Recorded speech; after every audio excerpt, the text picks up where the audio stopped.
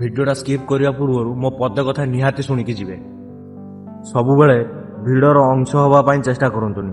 ସବୁବେଳେ ଚେଷ୍ଟା କରନ୍ତୁ ଯେ ଆପଣ କେମିତି ଭିଡର କାରଣ ହେଇପାରିବେ।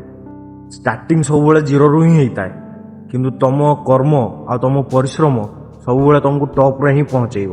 ହେଲା, ଲୋକମାନେ ତମକୁ କ'ଣ କହିବେ ସେଇଟା ବଡ଼ କଥା ନୁହେଁ, ତୁମେ ତମ ନିଜ ଉପରେ କେତେ ବିଶ୍ୱାସ କରୁଛ ସେଇଟା ହେଲା ସବୁଠୁ ବଡ଼। ସବୁବେଳେ ଭ୍ୟାଲ୍ୟୁ ଉପରେ ଧ୍ୟାନ ଦିଅ। ସଫଳତା ଦିନେ ନା ଦିନେ ନିହାତି ମିଳିବ। ଆଜି ଯଦି ଛୋଟିଆ ପ୍ରୟାସଟା ଆପଣ କରିବେ ନା, କାଲି ବଡ଼ ସଫଳତା ନିହାତି ମିଳିବ। ଯଦି କ୍ୟାମେରା ଆଗରେ ଛିଡ଼ା ହେଇକି ଦୀପଦ କହିବାର ସାହସ ଅଛି ନା ତମର, ତାହେଲେ ଦୁନିଆ ବଦଳିବାରେ ମଧ୍ୟ ଶକ୍ତି ରଖିଥାଅ।